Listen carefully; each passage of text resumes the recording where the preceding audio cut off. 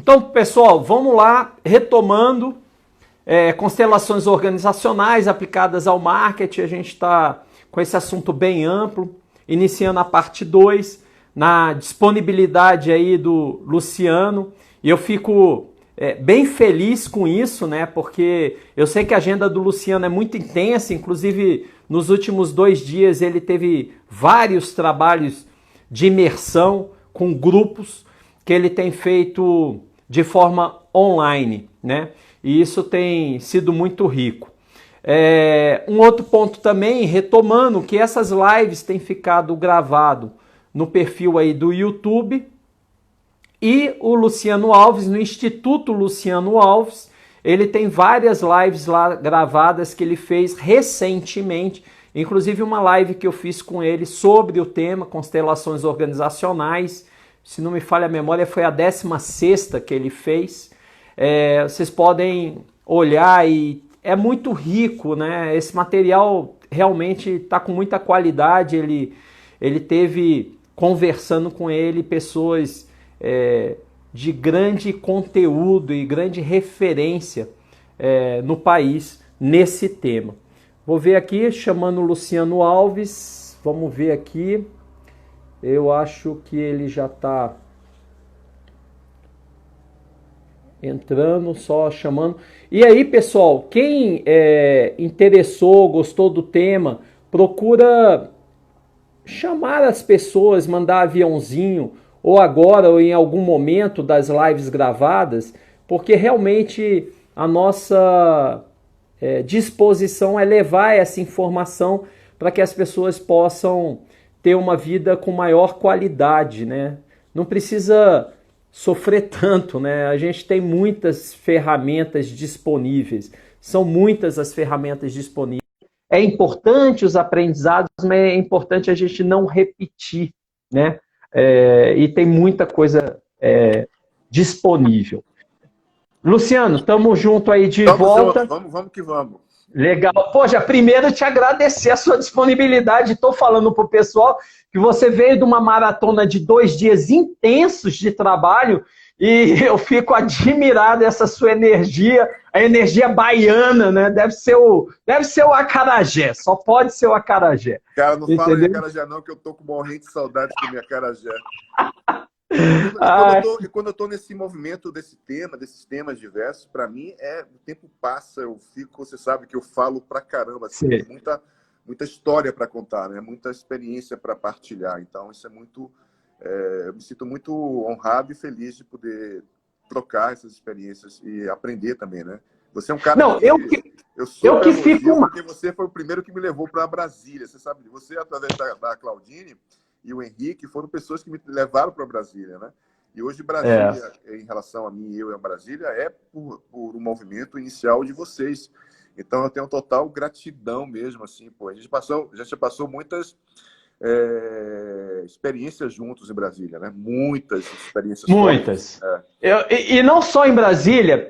Deixa eu confessar um negócio, porque eu estou me sentindo muito em casa, então vou confessar.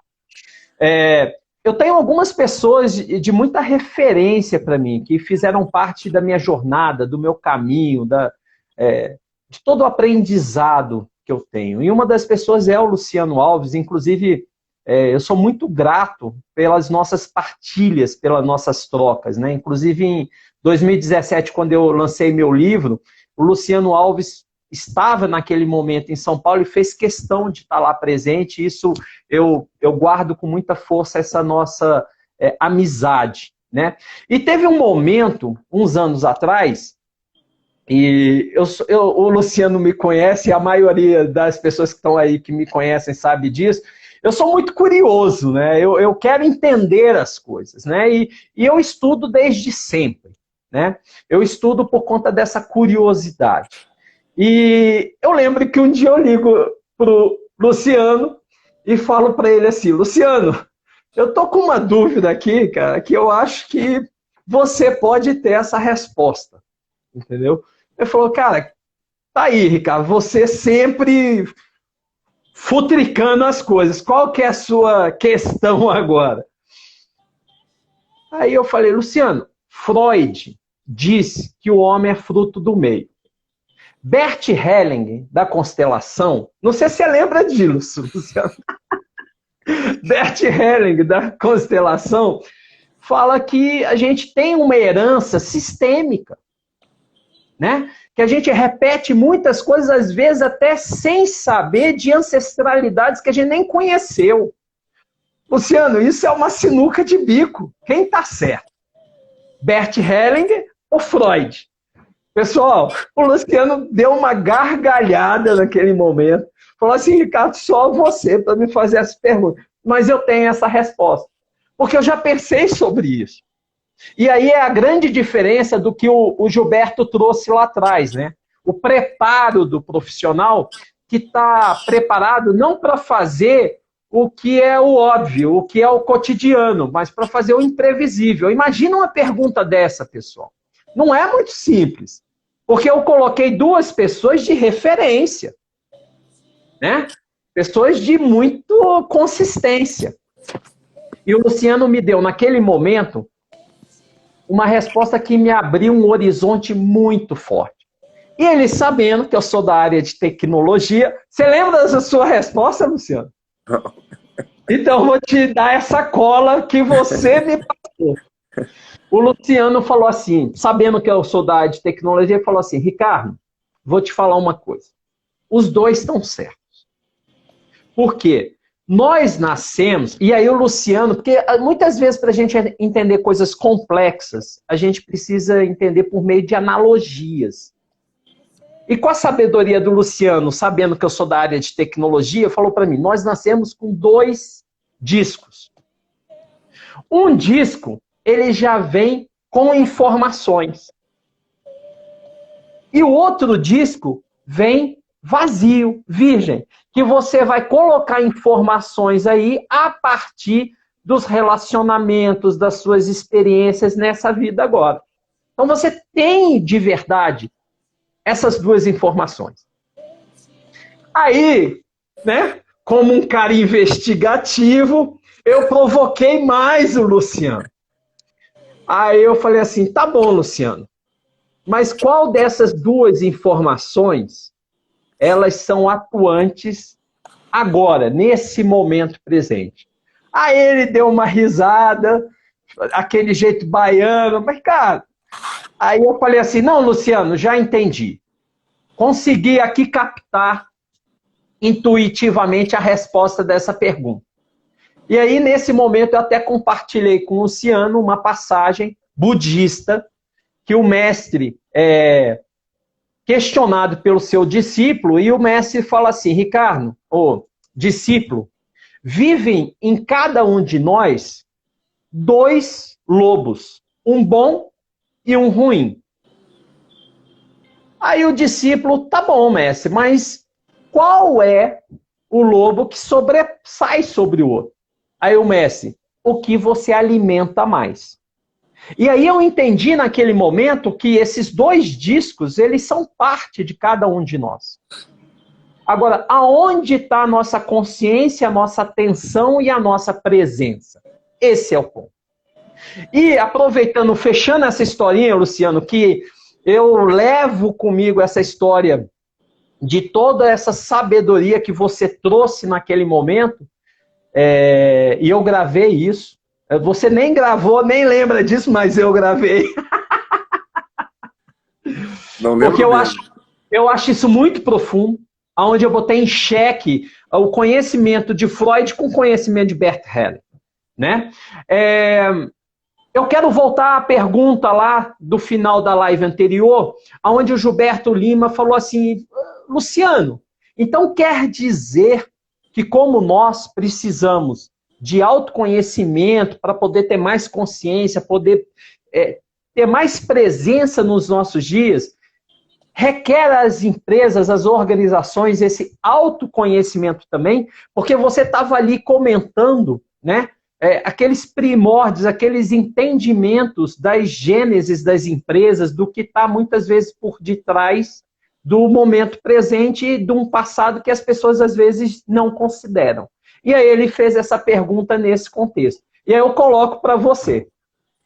Ricardo, autoconhecimento para a organização é importante, precisa ter, como é isso?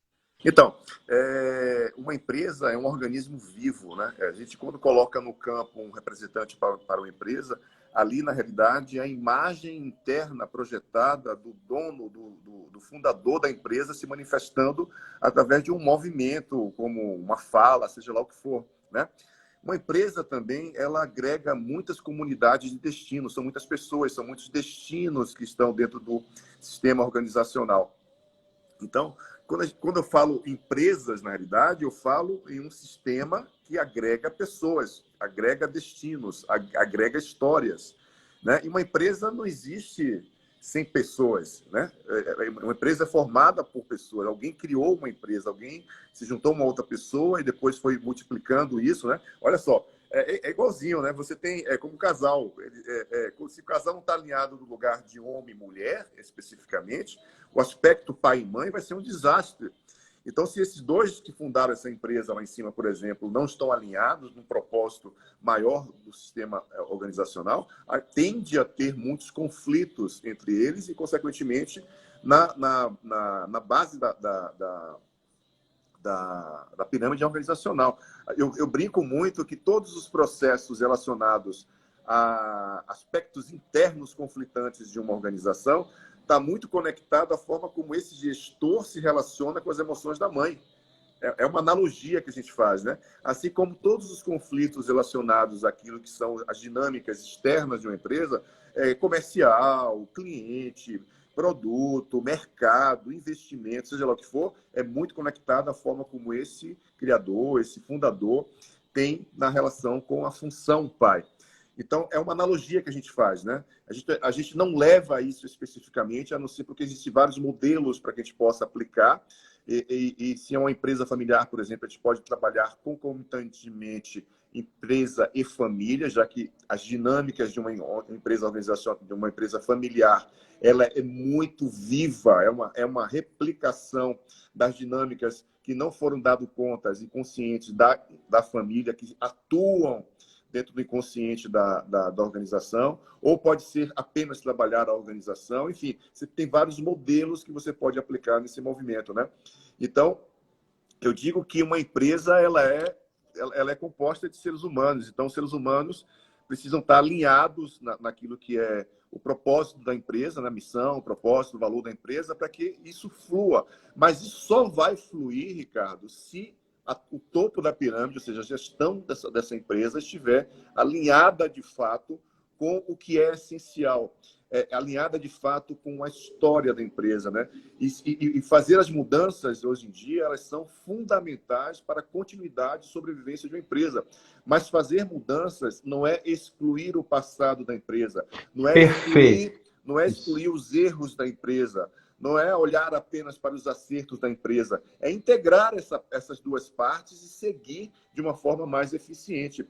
Mas a gente está tão com o piloto automático em sobrevivência, sobrevivência, sobrevivência, em detrimento de olhar para aquilo que pode ser diferente, pode ser orgânico, pode ser leve, pode ser saudável, né? A gente está voltado para números, e pessoas não são números, pessoas são seres humanos que têm as suas histórias e que dentro daquela história maior chamada organização vai atuar em nome e por amor àquele sistema maior. E muitas vezes aquela ovelha negra que roubou você, aquela ovelha negra que está dizendo vamos, vamos, vamos, vamos, ela está te mostrando algo importante que talvez você não tenha visto ou você não tem forças para fazer, né? Então, é importante que todos esses princípios conflitantes que acontecem na organização, e principalmente quando eu falo isso, porque a área de marketing é a área que traz, de alguma forma, visibilidade para uma organização, né? Ela cria uma estrutura para que o nosso produto, para que a nossa imagem, para que a nossa marca possa estabelecer um processo de ser vista, né? De ser comprada especificamente. Mas toda empresa de marketing, na minha concepção, devia ter uma pessoa que trabalhasse com o pensamento sistêmico. Deveria ter um profissional que entendesse de cultura, né? Empresarial, cultura familiar, Para quê? Para que possa olhar para as dinâmicas que vão aparecer, dificuldades até na criação de um produto, de lançamento de produto, que muitas empresas às vezes quebram a cabeça muito, porque elas mostram, sei lá, 10 amostras para o cliente diz, não é isso que eu quero. Né? Se ela entende essencialmente o movimento daquilo que o cliente está pedindo, porque às vezes o que o cliente pede é justamente que aquele produto não dê certo. Olha que louco. Tem muita dinâmica por trás desse movimento que a gente não se dá conta e que simplesmente elas acontecem na nossa frente assim e não enxergamos. Entende? Então, esse é um movimento que eu percebo sempre que a gente está trabalhando numa organização, porque são aspectos comuns do dia a dia. É como beber água, né? Conflito existe em tudo que é buraco. Por que conflito existe na organização? Porque as pessoas têm conflitos. E as pessoas trabalham nas organizações. E esses gestores têm conflitos, né? E delegam muitas vezes de conflito para conflito, né? Delegam Perfeito. de conflito para conflito. Então isso é louco, cara. Luciano, já que a gente conseguiu estender aí essa live parte 2, e você comentou uns pontos, né, que para muitas pessoas parece louco, né, o cliente torcer para que não dá certo. Eu gostaria, eu gostaria de complicar um pouco esse cenário, porque eu sei que eu estou diante de uma pessoa muito experiente que tem força para responder essas provocações, essas perguntas que eu vou fazer. Porque existe muitas vezes, e eu queria levar para esse cenário que não é exatamente marketing, mas tem a ver, quando uma empresa passa a ser spin-off de uma empresa anterior, né?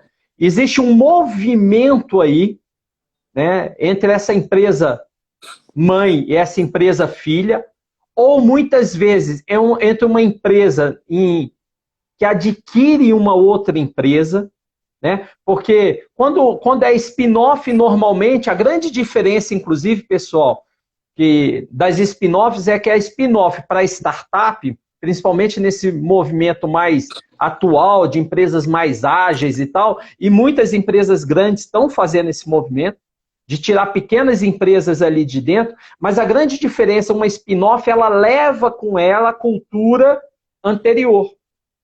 Quando é uma startup, começa do zero, ela não tem essa referência, ela vai formar a cultura, né?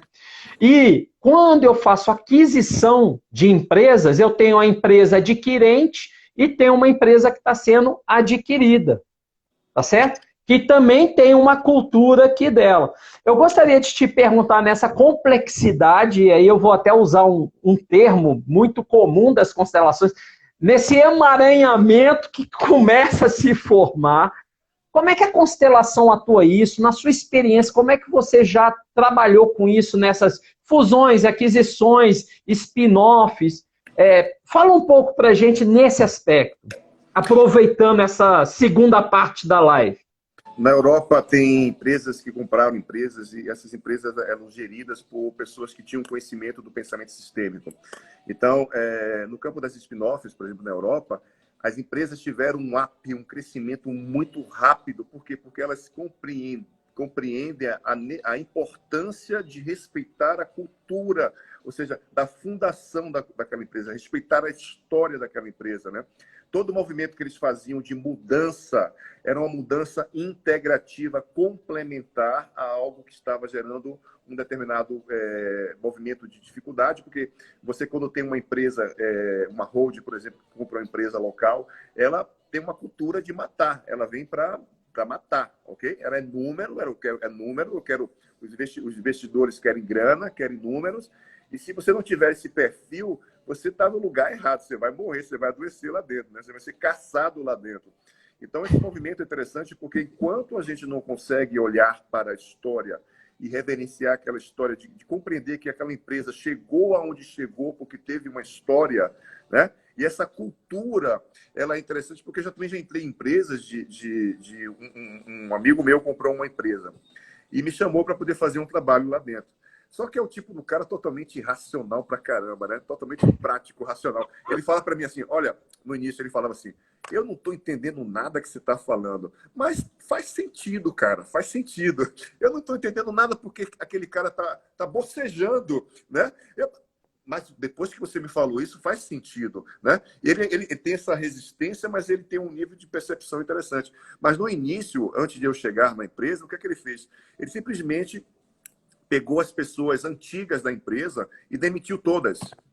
E contratou pessoas novas, por exemplo, né? Pegou o gestor da área comercial e, numa discussão que ele teve com o cara, né? Mandou o cara embora. E quando chegou um novo cara, e você sabe que quando chega um gestor novo na área comercial, qualquer, o cara quer mudar a equipe toda, quer mudar toda a estrutura para poder botar do jeito dele e não do jeito daquilo que é essencial ser visto e colocado, né? Então, foi um trabalho de educação, que a gente chama de educação sistêmica empresarial, porque é uma educação sistêmica empresarial, de reverenciar, ou seja, de cuidado, de olhar para a cultura, para a história daquela empresa, para que a gente pudesse crescer. Esse cara, em um ano, ele teve um crescimento exponencial incrível, porque ele começou a contemplar, mesmo dentro da racionalidade dele, a importância de olhar para aquela organização como uma história, não a partir de produtos ou daquilo que a empresa estabelecia como mercado, entende? Quando ele compreendeu o que é essencial, que é olhar a história, e a partir da história poder dar continuidade daquele ponto em diante, porque não é reescrever a história, porque você não pode reescrever a história, né? As dinâmicas que aconteceram até aquele determinado momento na organização vinham provenientes de falta de força do sistema para manter a empresa em pé. Vai alguém e compra, né? E quem compra quer resultados, quer simplesmente crescer. E esse é um movimento muito comum. Então, se você não tem essa sensibilidade, a gente está atuando muito como o que a gente chama de liderança sistêmica, né?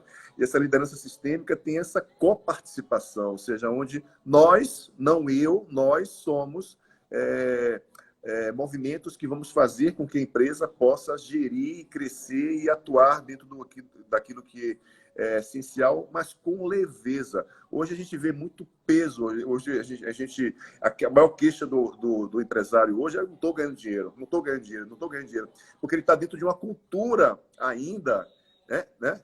Ainda, vamos chamar de uma cultura que ele não sabe que existem novas culturas lá na frente, né? E que podem fazer com que ele possa ter um nível de compreender a dor dele, por qualquer motivo que seja, dentro de uma perspectiva muito mais leve e orgânica, né? Então, você tem empresas hoje que estão fazendo transições, por exemplo, por pessoas que têm um nível profundo. Se você ler o livro do Emílio, aquele cara do Pão de Açúcar, o Emílio, né?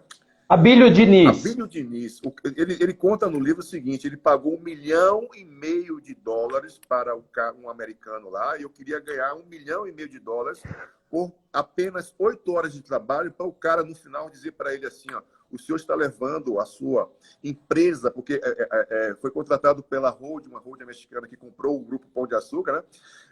O senhor está simplesmente, olha só, o senhor está simplesmente levando a sua empresa para o buraco, porque o senhor olha para a empresa como se fosse o brinquedinho do senhor. Então, o senhor precisa desapegar para poder a sua empresa sobreviver na mão de gente grande.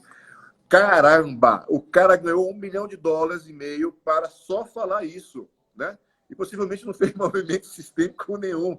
Entende? Então, assim, é uma verdade. Muitas vezes a gente tem esse princípio de olhar para um movimento como esse. Por quê? Porque vem uma empresa, uma hold, compra a minha empresa, vai comprar o meu brinquedo, vai comprar a minha história, né? E quando pensa em dizer assim: vou dar o meu brinquedo de estimação para essas pessoas que eu não conheço, né? E aí começa toda uma crise que vai gerando o quê? Baixo desempenho em vendas, em turnover, em perdas de produção. São vários os movimentos que são estabelecidos nessa área, que, se você olha pela perspectiva sistêmica, você tem um nível de atuação e de assertividade e de rapidez, de brevidade, muito maior do que pelas vias tradicionais. Isso é um fato. Perfeito. Você traz isso e tem uma colocação aqui, né, que fala sobre essa parte, né, da energia que vem das raízes, né? Isso é muito importante, né? Coloca assim, qual seria o segredo das empresas seculares no sentido sistêmico? Atravessam o tempo, se reinventam. A energia de suas raízes tem relação com essa longevidade? Sim. Perfeito. Colocou em forma de pergunta, mas é isso mesmo. Gilberto que colocou. Gilberto, é isso mesmo. Inclusive, essa questão a gente vê naturalmente nas organizações e também nas questões familiares. Né? Porque tem muito sabichão que, não, eu sou PhD, acabei de me qualificar isso, aquilo, e meu pai mal teve o ginásio, tá certo? Mas eu devo a vida a papai e a mamãe. E eles são maiores do que eu, mesmo que sejam analfabetos e que eu seja PhD. E essa reverência, quando a gente vai para a empresa, isso é muito importante, que o Luciano trouxe. Mesmo a empresa que está sendo adquirida, ela foi adquirida por algum valor. Né? Ninguém adquire algo que não tenha valor. Mas esse valor, ele vem exatamente mediante uma história. E se eu não honro a história, se eu me acho maior porque eu estou adquirindo outro, se eu não reverencio essa história, né, isso não acontece. E se eu estou sendo adquirido e eu estou numa postura de não reverenciar também a outra empresa da qual está me adquirindo e construir essa sinergia, essa compreensão, não vai ter o encaixe. Tem até aquela fábula, né, do porco-espinho, né, que eles, para se aquecerem, eles ficam muito próximos, mas não se espetam. E eles se entrelaçam ali, os espinhos. Essa analogia eu gosto muito quando a gente fala de fusões e aquisições de empresas, porque termina virando uma fusão, uma tremenda confusão, um tremendo emaranhamento. E as pessoas perdem, inclusive, a noção, peraí, se teve essa fusão, se teve essa aquisição, é porque tinha valor envolvido. E elas, em detrimento de buscar colocar a sua regra, a sua supremacia, o seu valor, né, perde o valor do qual foi a origem dessa negociação. Eu me lembro até nesse ponto, Luciano, que a gente fez uma constelação, constelando os valores organizacionais. Essa coisa bem da cultura, bem da Gênesis. Porque a empresa que estava adquirindo queria impor os valores organizacionais da empresa que está sendo adquirida.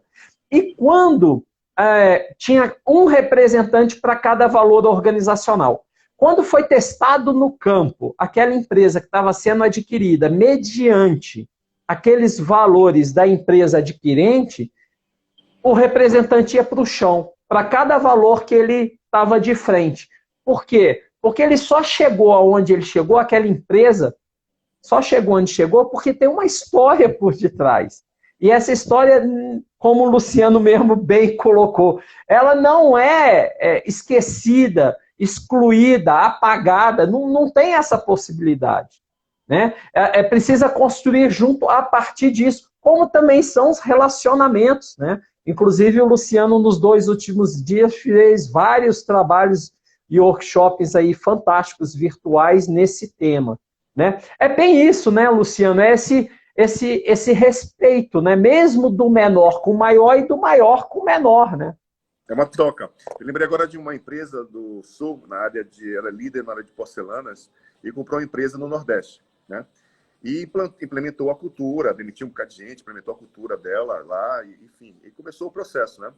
E estava vendo muita... O que acontecia, por exemplo? Quando os colaboradores recebiam salário, às vezes passavam 2 dias sem ir na empresa. Era cultural daquele lugar. Né? E isso gerava um nível de baixa produtividade, uma série de coisas que aconteciam dentro do processo, porque eles tinham uma cultura que a cultura do Sul, por exemplo, né, do Brasil, é uma cultura mais rígida, é uma cultura mais voltada para resultados de uma forma mais efetiva, mais seco o processo, né? No Nordeste tem essa história muito daquela pessoa que começou no fundo de quintal, produzindo um doce, e de repente transformou aquilo numa grande empresa, né? O que estava acontecendo? Essa empresa demitia esses funcionários, né? E esses funcionários começou a gerar um nível muito grande de ações trabalhistas na empresa. Mas também era uma empresa que dava 13º, dava vários benefícios, pagava as festas dos funcionários, pagava tudo que você pudesse imaginar. Então, o primeiro movimento que a gente detectou foi uma ausência de falta de respeito mesmo com a história daquele lugar, com a cultura daquele lugar. Segundo, foi o desequilíbrio entre dar e receber, ou seja, a empresa, mãe, estava dando muito para os filhos. Quando a mãe mandava esse filho embora, os filhos iam reclamar com o pai juiz, né? Que a justiça é uma função pai, digamos assim. Então, todo esse movimento foi muito interessante, porque eles compreenderam que estava dando demais em relação àquilo que era o princípio daquilo que eles ofereciam, que eles recebiam em troca, né?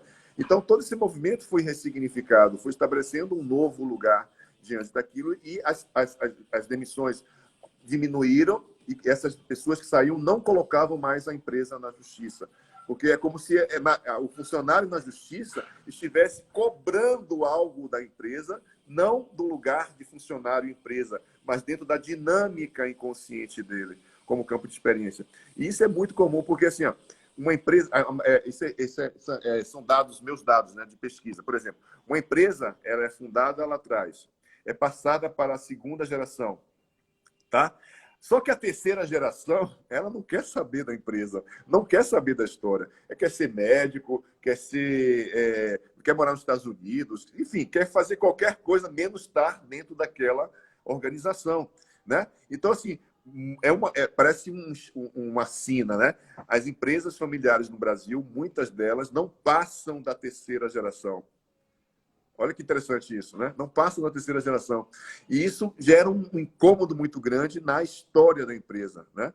Porque isso gera uma série de conflitos muito fortes. Então, é impressionante o quanto tudo isso... Ricardo, a gente olha para pequenos movimentos, né, simples que a gente faz, eu sei que você se tornou especialista também nessa área, e você é uma pessoa que eu confio bastante, para esse papo e também para esse movimento, você sabe o que eu estou falando, são movimentos simples de olhar, perceber, né? O que é fenomenologia da percepção? Merleau-Ponty tem um livro, que é um filósofo chamado Fenomenologia da Percepção, e ela fala em percepção ativa e percepção inativa, a percepção e percepção, né? O grande desafio da fenomenologia é estabelecer um movimento de você perceber em você, primeiro, o que você está percebendo fora. Porque a gente tem uma tendência muito grande de perceber fora, ok? E reagir àquilo que a gente está percebendo fora. E o grande saque da história é você perceber primeiro como chega aquela informação, né? Como chega aquela cultura empresarial, como chega a demanda daquele colaborador, né? Como chega uma crise, de que forma que eu posso perceber isso primeiro em mim, né? Quais são os movimentos internos que fazem que eu, como fundador ou gestor, sucessor, estou sentindo e como eu estou lidando com o que eu estou sentindo. Quando eu tomo consciência disso, eu me torno mais forte ao descrever o fenômeno que eu estou vendo fora. Então, a gente tem uma tendência de olhar primeiro para uma outra direção e depois de olhar para aquilo. Isso você gasta uma energia muito grande, porque você sai do centro, você sai da autopercepção daquilo que é os seus movimentos internos para perceber algo que está fora e distante de você. É muito comum isso gerar crise. Tem uma pergunta aqui que eu achei fantástico, porque ela é recorrente, né? Com certeza você já trabalhou nesse aspecto, eu já tive umas situações muito iguais a essas, e você trouxe um dado importante, né? Que normalmente as empresas brasileiras não passam da terceira geração, e essa pergunta vai ao encontro a esse ponto, né, de encontro a esse ponto, que é o seguinte, mas os herdeiros seriam obrigados a dar continuidade à empresa? Né? É bem interessante a pergunta. Eu vou deixar essa bola contigo e a gente... E aí, o que você diz então, sobre isso? A gente pode fazer um dia um tema só para falar sobre isso, né? Porque herança, é muito amplo. Herança é algo... O Helling falava que não recebam herança, de uma forma, né? De uma forma metafórica, não recebam herança. Sim. Ele dizia que existem boas heranças e mais heranças, né? Sim. Então, às vezes, na realidade, você está carregando, através de assumir a gestão de uma empresa, a história da empresa, principalmente você com sanguinidade, é muito intenso isso. Então, a probabilidade de você gerar fracasso no teu cargo de gestor lá na terceira geração é muito grande. E por incrível que pareça, essa galera inconscientemente está dizendo assim, eu não quero essa história para mim. Não é empresa. Eu não quero essa história para mim. Eu não quero esse movimento para minha vida. Não quero. E é interessante porque isso não é proposital. É algo do inconsciente coletivo dizendo, olha, esse babado é bronca.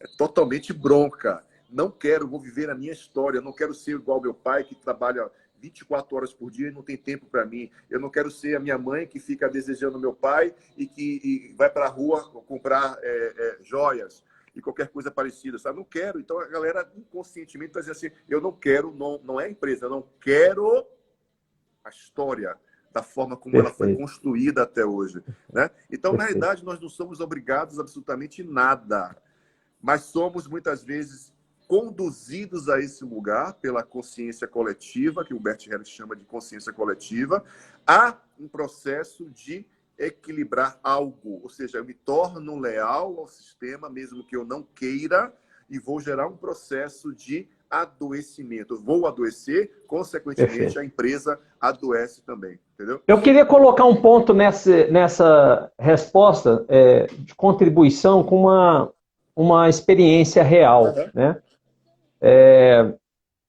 Porque quando o Luciano traz, e eu vou repetir as palavras que ele falou, a gente não é obrigado a nada. Perfeito. A nada. E quando ele traz a fala do Bert Hellinger sobre essa questão coletiva e tal, eu traduziria o seguinte, a gente não é obrigado a nada, mas a gente tem responsabilidades. E nessas responsabilidades, se você herdou, cabe a você, muitas vezes, tomar decisões do que fazer com esse legado. E o tomar decisões com o que fazer com esse legado, se você conhecer constelação organizacional, utilize, né? Busque profissionais, inclusive a Sandra colocou aí que precisa falar urgente contigo e tal, fala no direct dele, manda lá que o Luciano sempre está lendo, observando, Instituto Luciano Alves. Você precisa buscar ferramentas, e constelação eu gosto e utilizo muito, como apoio à tomada de decisões, principalmente decisões mais complexas, porque eu consigo testar no campo sistêmico as várias possibilidades, e nesse aspecto de uma herança, de dar uma continuidade, você testar para ver qual é o movimento, não tem uma resposta certa. Qual é o movimento daquele campo, daquela situação. E aí eu vou trazer uma experiência que eu tive numa situação específica. Que o empresário, né, de muito tempo chamou para um papo e tal e falou assim, Ricardo, eu percebo que a minha empresa, na mão dos meus filhos, ela vai fracassar. Porque eu não percebo neles nenhuma característica, eu vejo que eles não têm interesse, eu tentei introduzi-los aqui, blá, blá, blá. Aí eu, tranquilamente, eu falei para ele assim, você já perguntou isso para eles? Se você perguntou isso para eles e eles não têm interesse, faça você o movimento, desde já, de realizar o lucro.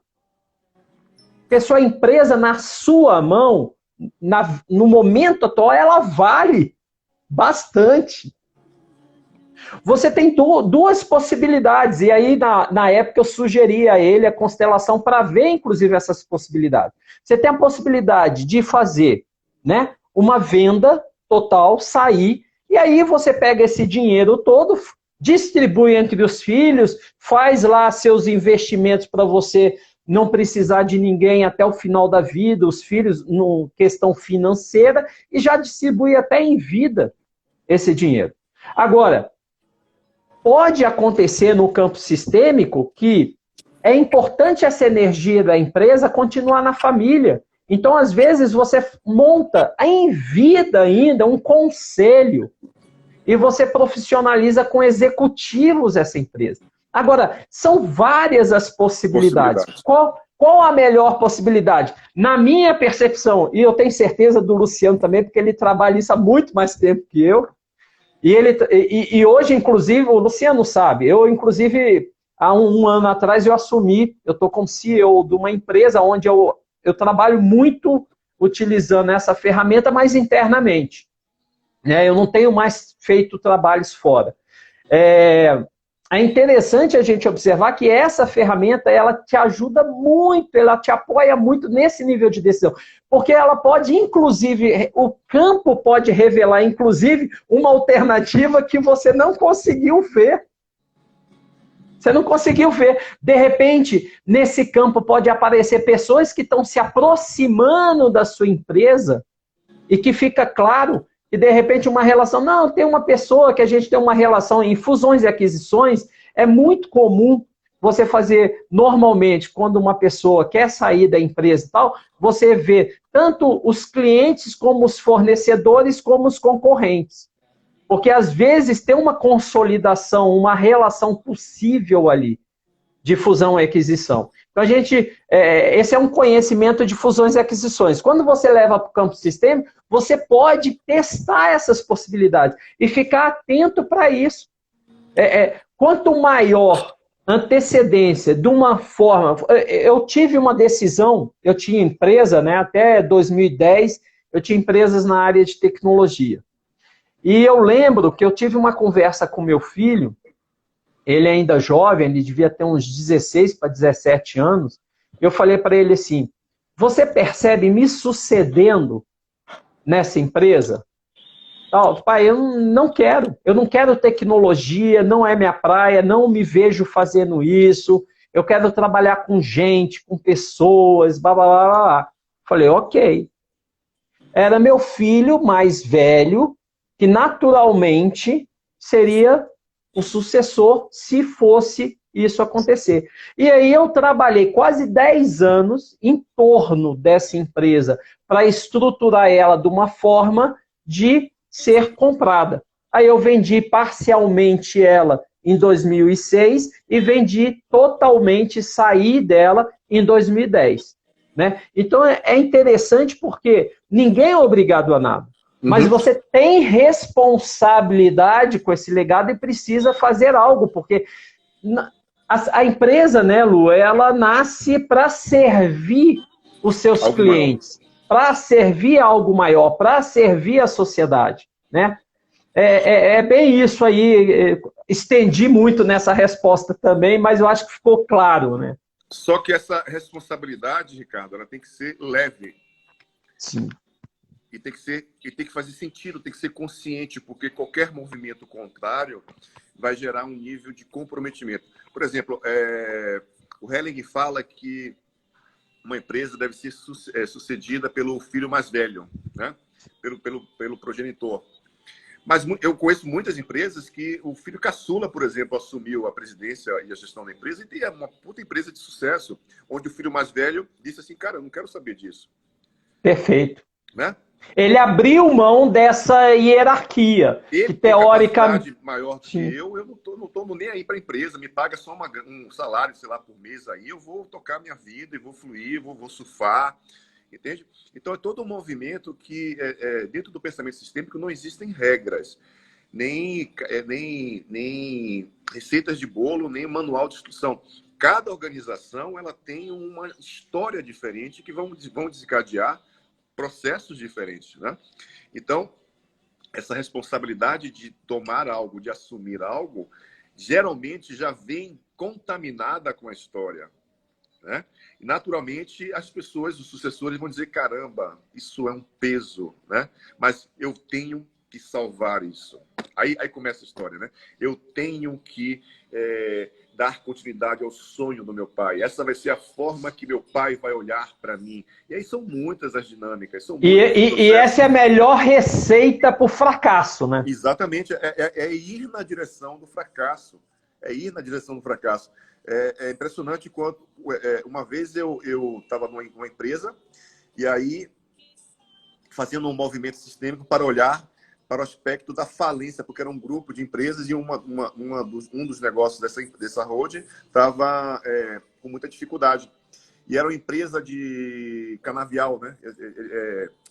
Agronegócios. E morreu muita gente no canavial, por exemplo, com picada de cobra. Olha. Né? Então, olha que interessante. Quando o representante olhou para fora, viu um símbolo, em frente tinha um prédio que tinha um símbolo onde tinha uma cobra. Né? E ele não tirava o olho da cobra. E quando ele olhou para a cobra, por exemplo, do nada o cara olhou para a cobra, né? Do nada a vírgula, que essas coisas são bem interessantes nesse trabalho. Quando ele olhou para a cobra, eu perguntei qual é o seu foco. O meu foco está fora. E para onde você olha? Né? Ele falou, não, eu olho para aquele símbolo ali. E o que chama atenção? Porque é um símbolo com muitas informações. Né? E o que chama atenção nesse símbolo? As cobras.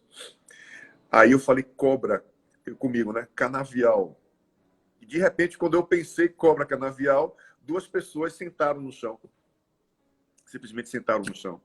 E aí eu pedi para o dono do negócio olhar para aquelas duas pessoas e falar a seguinte frase sistêmica: eu sinto muito. Através do meu sucesso, você perdeu a sua vida. Né?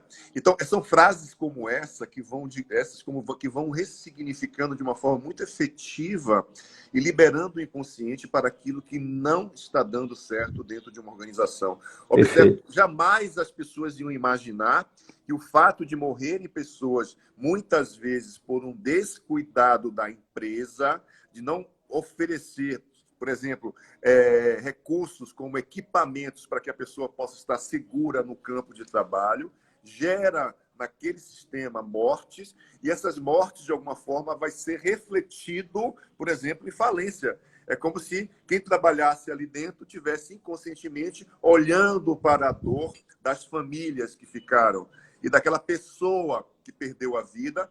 E eu hoje estou nessa empresa ganhando dinheiro porque uma parte dessas pessoas morreram naquele sistema. Cara, é muita loucura tudo isso, mas é uma loucura que funciona quando você tá dentro de um processo saudável com uma pessoa responsável conduzindo isso, né? Legal. Lu, tem uma pergunta aqui do Gilberto e eu acho bem interessante. Caramba, só o Gilberto faz pergunta nesse grupo? Não, tem várias aqui, já te passei várias. Inclusive, antes de falar do Gilberto, a Cláudia comenta aqui, um comentário dela. Eu sou filha mais velha e meu pai queria que eu fosse sua sucessora.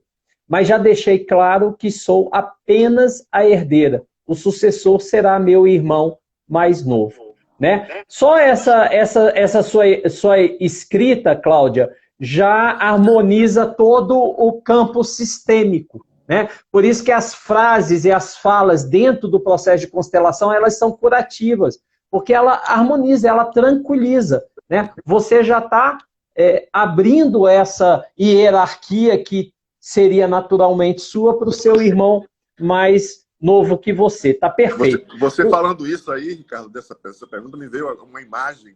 Você falando, vai lá. É uma imagem, né? Aí eu pergunto para a Cláudia. Cláudia, como é a sua relação com teu pai? Primeira pergunta, né? Cláudia, você está leal à tua mãe? Aí o Luciano vai começar a fazer constelação aqui da Cláudia.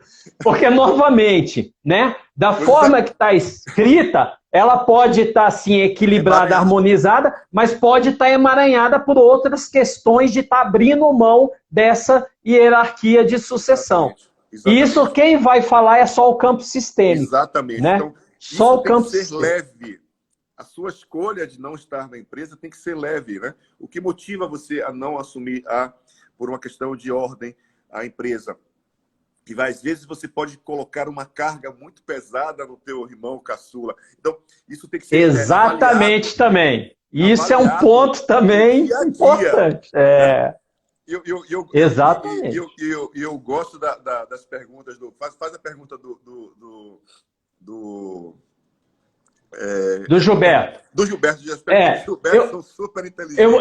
Eu vou fazer, mas me chamou a atenção quando o Luciano trouxe isso agora. Me veio no campo aqui também, eu senti assim... Senti na hora. Na hora eu senti agora, quando ele fala, porque existe dentro, e na constelação familiar a gente vê muito isso, né? Por um amor infantil ao papai e à mamãe, a gente carrega, às vezes, os pesos que são deles. E muitas vezes eu, como filho mais velho, pela hierarquia, eu tenho essa responsabilidade. Não quer dizer que eu preciso carregar, mas eu tenho essa responsabilidade. Ó. Se eu estou transferindo essa responsabilidade, eu posso estar transferindo um peso que não é do caçula. Não estou falando que é isso, nem o Luciano está falando que é isso. A sugestão é, nesses movimentos, pessoal, aproveite a ferramenta da constelação para você ter informações do campo e você realmente levar essa harmonia para o campo. Vamos lá na pergunta do Gilberto, que eu achei muito interessante. Gilberto, eu tenho até uma, muito legal. Ele faz as eu tenho até uma visão sobre essa pergunta, mas eu gostaria de te ouvir, que ele fala o seguinte, que são casos de muitas empresas multinacionais brasileiras, etc. e tal. Que as empresas vão crescendo e começa a ter acordos de acionistas, porque entra capital e tal. E ele coloca o seguinte, e no caso de sucessores que desejam sim suceder, possuem preparo, mas os acionistas têm um acordo para não permitir a sucessão familiar dos principais fundadores e gestores. Né? Então, era uma empresa, ela foi crescendo, teve acionistas, teve dinheiro, e isso foi feito um acordo, porque isso é normal, né? De fazer acordo de acionista e tal. Só que filhos dos sucessores ali gostariam de estar nessa cadeia de sucessão. O que você me traz sobre isso? Eu sei que você vai falar, vou testar no campo sistêmico, mas... Tem que testar, porque assim, cada situação, cada sistema tem uma cultura diferente, né? Vai reagir e vai agir de uma forma diferente. Então, é difícil responder uma pergunta como essa, porque ela é muito ampla nesse movimento, né? Então, de cara, a gente vai dizer que, com certeza, vai gerar níveis de fluxo, pode gerar níveis de fluxo de caixa, pode gerar níveis de visibilidade da empresa, pode gerar níveis de perdas na produção da empresa, pode gerar níveis de mortes dentro da empresa, acidentes dos transportadores. Então, pode ser tanta coisa dentro desse movimento que a gente não tem noção. Ricardo, sabe o que eu estou pensando aqui também? Que a gente pode criar um workshop, botar numa plataforma onde a gente pode ficar 3 horas, digamos assim, no workshop, para poder falar sobre temas importantes como esse, e convidar as pessoas para poder participarem e poder, de alguma forma, ter um nível de... seria um mini treinamento para poder olhar sobre a perspectiva sistêmica, esses movimentos que acontecem dentro das organizações. As pessoas trariam seus cases, trariam suas dificuldades. A gente colocaria isso, de alguma forma, no campo, porque é possível se fazer constelação online, né? Então, a gente pode estabelecer esse processo de pegar alguns casos específicos e explicar as possíveis dinâmicas que estão por trás desse movimento. E, se você topar, a gente pode combinar e fazer um workshop para poder trazer para essa galera todinha aí essa possibilidade de olhar para empresas de uma forma geral, né? Fantástico. Eu acho fantástico, Luciano, porque, assim, eu tenho feito essas lives todo sábado com foco organizacional, porque eu tenho tido um incômodo sobre esse tema, que as pessoas, o mundo mudou, as coisas mudaram e as pessoas estão querendo utilizar as mesmas ferramentas. Não vai acontecer, né? A gente não vai conseguir, nesse mundo que cada dia está ficando mais complexo, utilizando ferramentas de décadas e décadas atrás. Um ponto que eu gostaria de trazer também, nesse comentário que o Luciano fez, da pergunta do Gilberto, e não tem resposta certa, tem situações e respostas específicas sempre, mas me veio um sentimento nessa pergunta, que é assim, se os sucessores gostariam de estar nessa linhagem e não estão por um acordo de acionista, tem várias perspectivas aí. A primeira que me bate logo de cara é assim, de alguma forma, esses sucessores estão se sentindo excluídos. E isso é uma coisa, é uma das leis mais elementares em constelação, é a questão do pertencimento. E aí pode impactar uma série de coisas que o Luciano já trouxe aí. Não estamos falando que impactaria, tem que ver no campo, que é caso a caso. Porque eles podem estar se sentindo excluídos. Por outro lado, esse acordo de acionistas podem ter sido feitos, por exemplo, anteriores a essa capacitação desses herdeiros, anteriores a essa consciência, até numa questão até de continuidade e sobrevivência dessa empresa. É outra situação completamente diferente. Então, vocês percebam que essas perguntas, a gente trabalha com várias perspectivas, por quê? Porque a resposta para essa situação é específica para cada caso, para cada empresa. Lu, eu acho que, cara, agora a gente chegou no momento, expandimos muita coisa, passaram-se várias pessoas na live, as 2 lives vão ficar gravadas.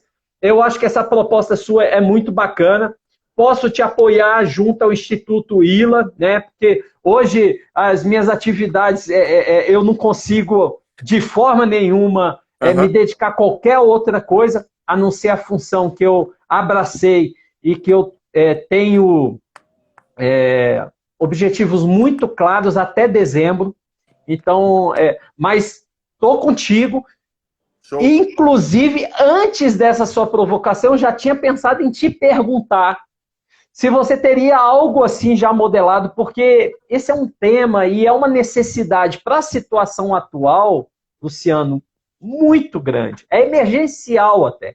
Por isso que eu fiquei feliz de saber que mesmo no meio de uma rotina pesada sua de trabalho, pessoal, quem não acompanha, acompanhe o trabalho do Luciano, tem muita live gravada no YouTube de muita informação e muito conteúdo relevante para todos os aspectos da vida humana, da vida das organizações, enfim. E você... Lá, né? Tem a nossa, é a 16ª, se não me falha a memória. Não me lembro qual que é a live nossa lá. E se você quiser, eu tô contigo para te apoiar nessa divulgação na minha área de relacionamento, no meio empresarial, que é um meio que a gente tem bastante contato e trânsito. Pessoal, Luciano, vou te deixar aí fazer as últimas considerações finais, fechar a live para que a gente possa encerrar nosso longo e produtivo bate-papo, reforçando, inclusive, pessoal, divulga esse conteúdo, sabe? Tem muita gente que pode, com conteúdo desse, cair a ficha, ampliar a percepção e salvar empresas num momento tão importante de mercado. Diga aí, Lu, faça o fechamento aí. Então, gratidão pela oportunidade de estar aqui com você, com seu público, as pessoas conhecem você. É um nível de respeito muito grande pela pessoa, Ricardo. Eu conheço um pouco da história do Ricardo e isso me remete ao movimento de dizer que é um cara, um puta cara, no sentido puta profissional, no sentido de tudo mesmo, porque é um cara humano, né? Então, assim, muita gratidão pela sua simplicidade, pelo seu respeito, pelo seu movimento de estar junto com as pessoas. Você tem um nível de facilitar muitas histórias, né? E eu sei que você facilitou muitos processos dentro de organizações e o quanto essas organizações, de alguma forma, puderam ver-se diferentes, né? Ou seja, puderam estabelecer resultados diferentes. Então, eu quero dizer para vocês que a solução no fim do túnel é só uma questão de se abrir para o novo, né? Você falou uma palavra no início que eu anotei aqui, que é super importante, que é recriar. E esse recriar não é voltar para trás, mas é estabelecer um movimento de dar um passo para trás para perceber até 20 então, segundos! Como você estabeleceu o movimento de criar até hoje, para que você possa ter um horizonte de perspectiva mais saudável, tá? Um beijo. Gratidão. Maravilha! Fechamos no tempo a segunda live. Gratidão pelo seu tempo, querido. Gratidão. Luciano Alves,